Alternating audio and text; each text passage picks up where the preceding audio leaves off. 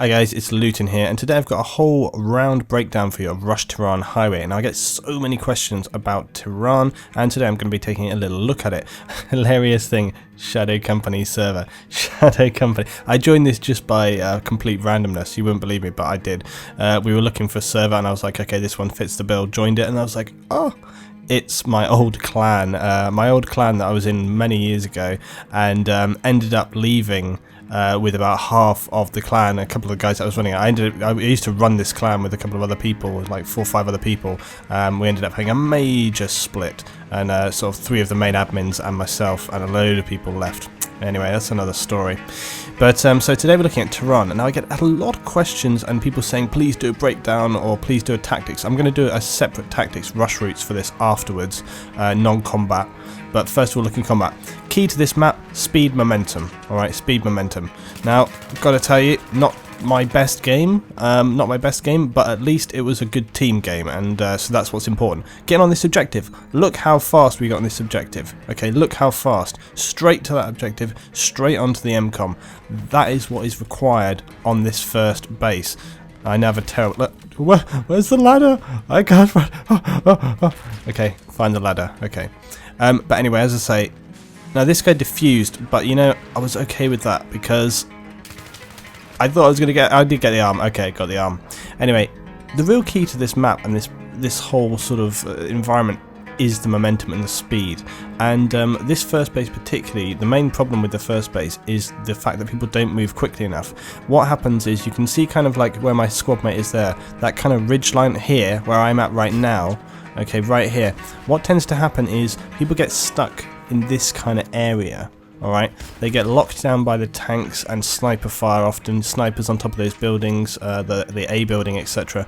And you can see that luckily, with the help and support of my team, who get up, okay, we're here. With the help and support of my team on A, who they, I like how I was trying really hard to get up that hill and then immediately walked back down because here was the med pack.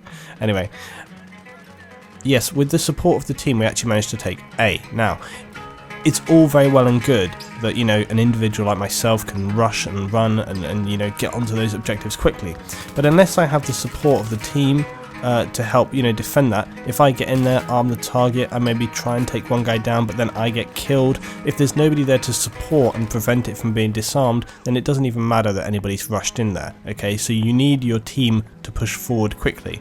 So that's all this first base is. This first base is actually not difficult. It's not difficult. It's a huge open area. Okay, it's a very wide area. Think of other maps like Karg Island and stuff like that. Okay, it's a very easy one. The only reason that people don't move up onto this base and you know, can't take it is because of their momentum and speed. They don't move up quickly enough, and the reason, you know, that then has a knock-on effect that they slowly get pushed back until they end up getting spawn camped.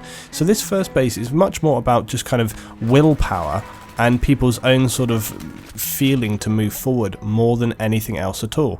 And again, you can see just from the fact that kind of team members slowly moving up, reinforcing these positions here, they really get onto this base and we just slowly push them back. Now, okay, you can always, you can see like tanks coming into the base, etc, etc.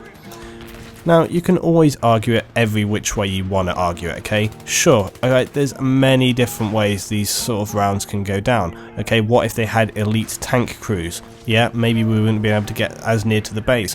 What if they'd had people super camping the MCOMs, etc, etc? Again, maybe we wouldn't have been as successful as we were. But that's the thing, is that each round goes down slightly differently, and that's what's really important to keep you in mind. Now, going on to the next base, again, the next one is very important on momentum. I'll talk about prioritization a little bit. On this base specifically, again, that first base, I always find that A is the most important one to go for first. The reason being that around that building, you could see when that building can be collapsed or whatever, you'll often find that people will get dug into the ruins. That's very easy. People can get into that little metal skip next to A, and so it's generally the more important one to go for first, which is why I went straight for that one first. B, as you can see, it's kind of in a slightly better position. It's not so difficult, so it's not the end of the world if we don't get that. Interesting thing to note right here, look, they team switch me, we actually had less people on the other team, and I don't know why they decided to move me here.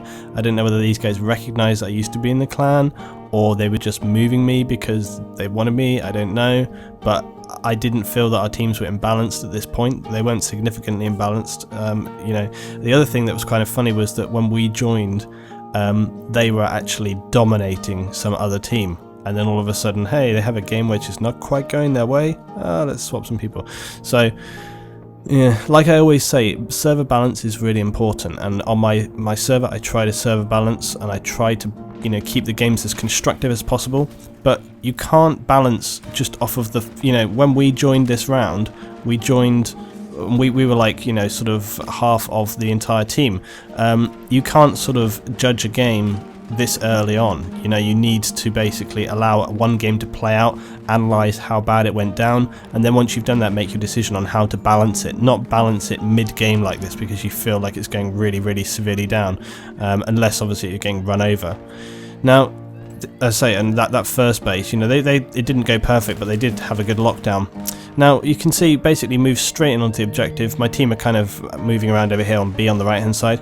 Now where I am right here, this is not the best position really, but having armed the MCOM, I can't really move to any sort of slightly better place. So I'm just kind of doing the best I can. Whoa, what the hell with my aiming right there? So bad aiming right there. But anyway, so moving in onto A there, again, is pretty much the name of the day. But again, you know, this is the thing, is that this whole base, again, look, I'm just going for the MCOM. Why has nobody else armed this MCOM? There's like 4 or 5 guys, look, and the Amtrak, and they're right on B, and nobody's arming. So again, arm the MCOM is kind of a good thing to do in the game. This map, I never understand what people have such difficulty with this map. I don't understand it, and people really do have difficulty with this map. People often really struggle to get past that first base. But as I say, there's nothing difficult about this map. There's nothing more difficult about this map than other maps. The only thing that's difficult is just, you know, you have a little bit of ground to cover, and you generally will find that it's just about people's willingness to move forward and actually take the objectives. How on earth I'm 7-3 and top of the board right now, I don't know. I feel like I've been sort of playing so bad this round so far. But anyway, things kind of pan along as we go down. Now, that base, again, very easy. This base is simple as anything to take, alright? It's literally a case of run down the hill, arm those objectives, throw your players onto it, hopefully you'll be successful. You know, the defenders spawn in this kind of area here with these 2-story buildings. It's not really that strong a position to hold as a defensive line, unless the attackers sit back, which is again what people tend to do. It's, as I say, this base, it's so much more about attacking. Now, this is a more important thing to note right here. A you can get probably any time, you have multiple routes into it. B, it's very far away. B is so far away from your spawn, you really need to get to it. What are we doing? Okay, watching for mines, drive the Amtrak in. I said Trago, stay on the gun. Trago, stay on the gun. So Trago's on that gun there, covering me. I'm arming Bravo. I'm keeping the door covered so that if anybody's coming up, got it armed, and I'm going to retreat to a safe distance so that I can try and keep these things locked down. And again, hopefully, by arming that objective so quickly, we catch them off guard. They're not prepared, they're not ready to come in and disarm. You know, they're probably trying to, at this stage, analyse where the enemy are. Are they going for A? Are they going for B? By the time they've sort of had a chance to think about it, it's gone. Too late. It's gone. So you can see again just that speed of momentum going straight down the hill, using the Amtrak to get in there and take that base. That's really what was key and important in this one. My gunplay improving slightly. I remember I had like a laughing fit at this point in the game because I was behind that fence, and at first I was so like on those guys up on the wall there. I was kind of like, okay, take those guys down, and then I turned to my left. I was like, tank, and then of course I'm down. Alright, my teammates have armed Alpha. This is very, very good from the team, pushing down that hill there. And I would like to point out the defending team at this point in the game, you know, they have the opportunity here to stop us, to hold things down, but again, this speed of momentum and the confusion that we've managed to cause by moving quickly is making it very, very difficult for them. I was trying to tell Scorpion here to slow down. This guy's lying prone behind a concrete wall there. I can't get a line on him. But if we'd have waited, I probably could have. Now you can see that that initial arm they've managed to disarm. So again, defenders not totally incompetent. That's why I wanted to put this round in here. For sure we're winning, okay, but the defenders not completely incompetent. They have disarmed, they have kind of tried to set up a position, they have, you know, they're taking javelins and RPGs, so they are aware that the armor we're using is a problem, and they're trying, there we go, you see, they're trying to neutralize our armor, so they are aware of the things that are going on here. They're just, you know, not able to sort of deal with our team at the moment, which is kind of funny considering, as I say, that when we joined the first one they were dominating so much. Me, though, letting Scorpion down here, failed hard. I was so distracted by that MAV, I was not too aware of the people coming in. So I might be on top of the board right now in terms of objective play, but honestly, I feel like I'm a liability this round. But I say, look at the, if you look at the rankings, you know something else as well, that this is a good point to make right here. By the way, tactically on this base I don't have a lot to say. It's literally just a case of moving down, spreading out and taking these objectives down. The B play on this base is much more important than the A play. This one right here, you could literally just get away with dropping smoke, running in and arm the target. That's all you need to worry about. You can come down the left road, the right road. Obviously just be aware of which position is more, you know, which position is held more strongly by the defenders. Okay, a lot of the time this road here around me, this area, and looking back up that hill, that tends to be the location that's held strongest, so I would suggest pushing down the B side and then flanking in. That's probably the best one, but I'll show you that on the rush routes, the kind of routes and things that I would take and think about there. But as I say, if you look at the rankings of players in the teams, now this is something I hear a lot in games and in general. They go, oh my god, the team had, like, it was stacked with level 100s. So I don't get this whole ranking thing. Oh, they're top rank, so what? It means nothing. I know people always equate it. They always say, well, if you've played to level 100 you must have like so much experience in the game. Not necessarily. The only advantage it gives you obviously is that you generally have a lot of things unlocked, so it gives you a lot more options in terms of how you're going to play and the things that you can do in general. If you're lower rank you obviously don't have that, but that doesn't mean anything really. There's been many times in this, you know, previous Battlefields and other titles like Call of Duty, etc., where you can go in as a low level and perform completely adequately. Really, you can perform totally adequately. Do I get a kill here at long range? No, I don't think I do. I get sniped, I think. LMG bipoded even. But anyway, so I don't really equate this thing, and this round is a perfect example of that. Our team for the most part are made up of fairly low levels. There we go, look, see, 20, 26, 23, 3, 32, and one guy who's barely broken into Colonel. The other team, quite a few more higher levels. So again, you know, ranking really, it doesn't equate to how the games go down. It's much more about your play style, it's much more about the speed and aggression that you want to push onto an objective with, and it's much more as well about how the team plays out, okay, how people are moving up. Good example to look at right here, we're attacking from the right flank. See, we got like 4 or 5 guys coming up here on the left flank. That's good, it means we split their attention, we split their team. Okay, BMCOM, you want to get through this wall, alright, and just go straight in on the, see how we've destroyed this area? Get through that wall, get onto that MCOM. Bit of crazy spam, but at least I get the arm. Don't know how many MCOMs I've armed this round now, but that's another one for me. Racking the MCOM arms. Again, you know, the MCOM arms as well, I was going to make actually I do have another video showing an MCOM arm coming up. It's going to be for a thought for the day. It may be a thought for the day, or it might actually be an individual video, because I think it shows such a good point. Okay, 1 guy down, 2 guys down, defending that MCOM. Shotgun bastard gets me. But yeah, getting these MCOM arms, just get on that bloody MCOM. Get on that MCOM. I get so pissed off when we're in games and we have a fairly controlling situation, but everyone's just sitting back going, get the kill, get the kill, get on the MCOM, alright?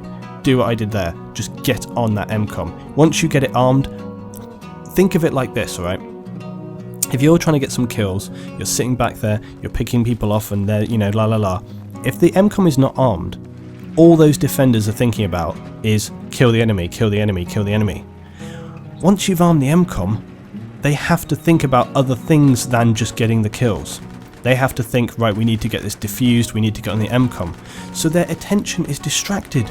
So you guys that are loving racking up those kills, if that MCOM is armed, getting those kills is going to be twice as easy for you. So arm that MCOM, and all of a sudden you're going to find you have people to cut down. But look at this as well. Great example right here of RPG usage from the enemy. Look at that. We brought that tank up here. They obviously have been aware that vehicles have been a real danger for them. They have changed up their classes, and look at that, we got hit by a volley of 4 or 5 RPGs and we were just down. Immediately, we don't have any more armor there. We've only got our Amtrak sitting back, and obviously, you know, that's to their favor.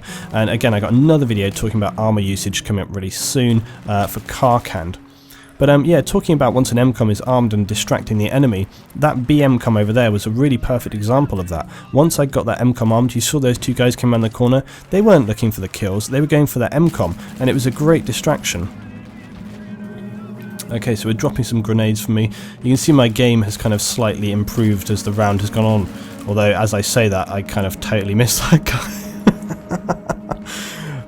But as I say, we're moving up to flanking. We don't need to necessarily go directly onto the MCOM at this point because I feel like we're in a pretty confident situation. So I'm just taking my time a little bit more, going steadily up here. I'm laying down a little bit of fire from a distance. Again, you know, when you're playing games like this, you look at where everyone else is positioned in the game. You don't necessarily need to throw everything at that MCOM. We got 50 tickets, alright, so we're in a fairly confident situation. I don't need to kamikaze myself onto that MCOM at this point, and we're just moving up. Again, this base specifically, when we get onto the rush routes, I'll talk a little bit more specifically about many of the things we've seen in this episode. I'll discuss some of the positions you can take, positions to watch out for defenders, general things to be aware of. But the most important thing about Tehran, speed and momentum. Get on those MCOMs, arm, push, flank. Those are the key things. Those are the things that are going to win this round. If you don't do that, you will get pushed back, you have a long distance to cover, you'll hemorrhage tickets, and you'll get taken down. Thanks for watching today, guys. If you've enjoyed, as always, like the video. See you next time. I've got many more videos coming up about a lot of topics.